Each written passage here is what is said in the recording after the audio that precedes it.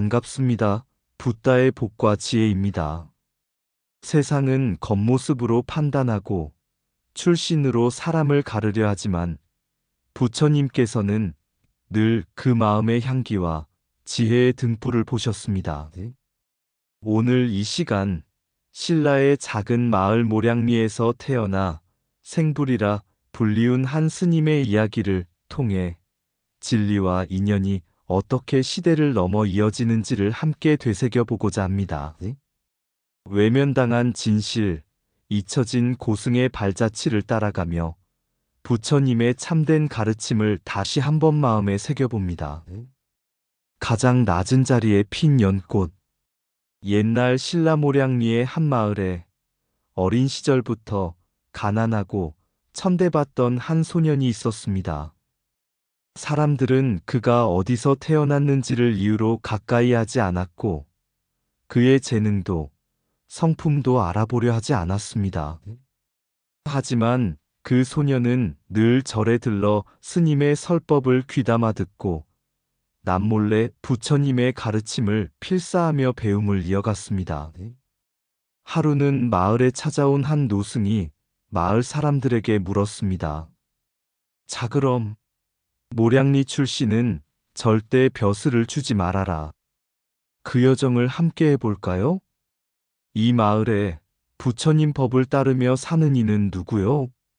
사람들은 웃으며 말했습니다. 스님, 여긴 그런 사람이 없습니다. 특히 저 모량리 끝에 사는 아이는 절대 아닙니다. 출신이 천해서 벼슬은커녕 절일도 못 맡을 사람입니다. 노승은 말없이 그 아이를 찾아가 조용히 물었습니다. 너는 무엇을 가장 소중히 여기느냐? 소녀는 고개를 숙이며 대답했습니다. 저는 출신을 이길 수 없다 해도 진리를 따르는 삶만큼은 누구보다 떳떳하고 싶습니다. 노승은 눈을 감고 고개를 끄덕였습니다. 그 뒤로 그 아이는 불경을 깊이 익혀 불문에 들었고 결국 당나라의 황궁까지 이름이 퍼져 측천무후의 삼배를 받는 고승, 원측법사가 되었습니다. 사람들은 그제야 깨달았습니다. 연꽃은 가장 낮은 자리에서 피어나지만 그 향기는 천상의 법당까지도 울릴 수 있다는 것을. 진리는 출신이 아닌 마음에 깃든다. 부처님의 눈은 세속적 기준을 넘어서 있다. 편견은 진리의 향기를 막지 못한다. 황궁에서 핀 모량리의 연꽃 원측 법사 이야기. 신라 경주 모량리. 작은 마을의 한 골목에서 태어난 소녀는 세간의 기대와는 전혀 무관한 존재였습니다. 부모는 장사도 힘겨웠고 마을 사람들은 모량리에서 인물 날 수 없다고들 했습니다. 그러나 소녀는 글을 배우지 않아도 한 번 들은 경전은 곧장 외웠고 한자뿐 아니라 범어 산스크리트어까지 혼자 익혀 나갔습니다. 그의 재능은 곧 출가로 이어졌고 그는 이내 중국 당나라로 건너가 낯선 땅에서 경전과 언어를 꿰뚫는 천재 승려로 이름을 알리기 시작했습니다. 소문은 당의 황궁까지 닿았습니다. 측천무후는 신라에서 온 천재 스님이 있다는 이야기를 듣고 그를 불러 법문을 청했습니다. 황금빛 대궐에서 원측은 꿇어앉은 귀족들과 황제 앞에서 유식 30송과 해신밀경의 깊은 뜻을 설했습니다. 그의 법문은 마치 맑은 샘물이 마른 땅에 스며들듯 조용하고도 힘있게 울려 퍼졌습니다. 그날 밤 측천무후는 조용히 이렇게 중얼거렸습니다. 출신이 무엇이더냐? 참된 깨달음을 가진 이는 부처와 다름없도다. 이후 원측은 생불, 살아있는 부처라는 칭호를 받았고 그가 쓴 주석서는 훗날 중국 불교의 핵심 교재가 되었습니다. 진리는 혈통이나 출신이 아닌 마음의 깨달음에서 비롯됩니다. 부처님은 카필라 성의 왕자였지만 맨발로 길을 걸으며 모든 중생을 평등하게 보셨습니다. 모량리에서 황궁까지 진리는 담백하게 제 빛을 발할 뿐 자기를 내세우지 않습니다. 진리는 국경을 묻지 않고 지혜는 출신을 가리지 않는다. 모량리의 먼지가 황궁을 밝힌다. 참된 삶은 낮은 곳에서 피어난다. 깨달음에는 신분도 혈통도 없다. 다만 진실한 마음만 있을 뿐이다. 높은 곳에 있어도 이치를 모르면 어둡고 낮은 곳에 있어도 진리를 알면 밝다. 부처는 왕궁이 아니라 평등한 마음에서 태어난다. 이름보다 마음이 크고 권세보다 지혜가 깊다. 천한 곳에서 태어나도 불성을 잃지 않으면 그는 곧 부처다. 법은 귀한 일을 더욱 귀하게 만들지 않고 미천한 일을 낮추지도 않는다. 모든 존재는 부처의 씨앗을 지녔다. 누가 먼저 피우느냐가 다를 뿐이다. 산은 높지만 물은 아래로 흐르고 진리는 낮은 곳에서 더욱 밝게 빛난다. 지혜는 나이도 국적도 뛰어넘어 진심을 아는 이에게 깃든다. 황제가 무릎을 꿇을 때 법은 진정으로 울려 퍼진다. 생불이란 살아있으면서도 부처처럼 이타적인 자를 말한다. 참된 스승은 경전을 넘어서고 참된 제자는 마음을 비운다. 세상은 그를 신라인이라 불렀지만 법은 그를 부처라 일렀다. 바람은 땅을 가리지 않는다. 옛 신라의 어느 날 모량리 출신의 젊은 화랑 하나가 죄를 지었다. 창고에 쌓인 곡식을 훔친 이 사건은 왕실의 신뢰를 크게 흔들었고 진덕 여왕은 마침내 앞으로 모량리 출신에게 벼슬을 주지 말라는 금령을 내린다. 그리하여 모량리는 불신과 멸시의 땅이 되었고 그 마을에서 난 자들은 아무리 뛰어난 재능을 가져도 왕경에 오르지 못했다. 그 무렵 원측법사는 당나라에서 경전을 번역하고 측천무후에게까지 생불이라 불릴 정도로 깊은 법문을 펼치고 있었다. 그의 가르침은 천하에 울려 퍼졌고 많은 제자들이 그를 따라 배웠다. 그러던 어느 날 원측법사의 제자 중 하나가 물었다. 스승님, 왜 고국으로 돌아가지 않으십니까? 원측은 조용히 웃으며 말했다. 나는 새지만 내 둥지는 금령으로 봉해졌구나. 그는 고국이 나를 막는 것이 아니라 고국이 스스로의 지혜를 막고 있음이 안타까울 뿐이라 했다. 그리고 어느 날 법문 자리에서 다음과 같이 설했다. 세상은 사람이 저지른 죄를 마을 전체에 씌우고 그 마을 출신 모두를 업으로 묶는다. 하지만 부처님은 단 한 사람의 참회를 통해 일곱생의 업도 씻는다고 하셨다. 죄는 행위로부터 시작되며 용서는 지혜로부터 온다. 출신이 아닌 마음을 보라. 마을이 아닌 삶을 보라. 그의 이 말은 곧 제자들 사이에서 바람은 땅을 가리지 않는다는 말로 전해졌고 이는 후일 지혜는 출신을 차별하지 않는다는 금원이 되었다. 비록 원측은 신라로 돌아가지 못했지만 그의 법은 강을 건너 돌아와 모량리를 다시 법의 땅으로 만들었다. 모든 중생은 과거의 업으로 평가받지 않는다. 지혜는 혈통이나 지역이 아니라 정진하는 마음에서 싹튼다. 진정한 가치는 출신이 아니라 지금 행하는 선업에 있다. 불신의 정치가 막은 귀환, 그러나 법은 어디서든 흐른다. 과거는 발자국일 뿐, 걸어가는 이는 오늘을 딛는다. 지혜는 혈통을 보지 않고 자비는 출신을 가리지 않는다. 죄를 지은 이는 한 사람인데 왜 마을 전체를 미워하는가? 진흙에서 피는 연꽃처럼 가장 멸시받은 곳에서 가장 큰 지혜가 나온다. 모든 중생은 과거의 업을 넘어 지금의 마음으로 빛난다. 어디서 태어났는지가 아니라 무엇을 향해 걷느냐가 수행자의 이름을 결정한다. 차별은 무지를 낳고 무지는 부처의 눈을 가린다.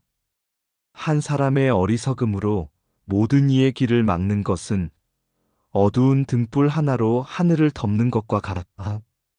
마음은 본래 맑으니 출신도 외모도 이름도 그 앞에선 허상일 뿐이다.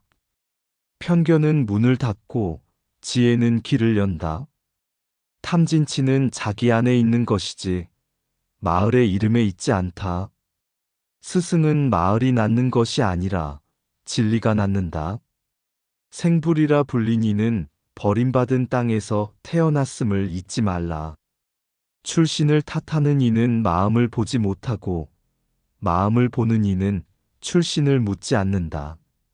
모든 존재는 다만 인연으로 피었을 뿐, 차별은 망상의 그림자일 뿐이다. 빛은 스스로를 밝히고 어둠은 말로 빛을 덮지 못한다. 신라의 스님 원측은 어린 시절 중국으로 유학을 떠났습니다. 그의 지혜는 일찍이 드러났고 어려운 경전을 깊이 꿰뚫었습니다. 특히 유식학에서는 인도의 현장과 어깨를 나란히 할 정도였습니다. 하지만 그의 탁월한 해석과 새로운 주석은 곧 중국 불교계 일부 인사들의 질투를 불러일으켰습니다. 신라에서 온 이방 승려가 우리 스승의 해석을 넘본다는 시기심이 번졌고 그의 해석을 조롱하거나 왜곡하는 기록이 슬그머니 만들어졌습니다. 그는 정면으로 싸우지 않았습니다. 그저 조용히 그러나 치밀하게 유식 30송과 관련된 자신의 주석을 완성했습니다.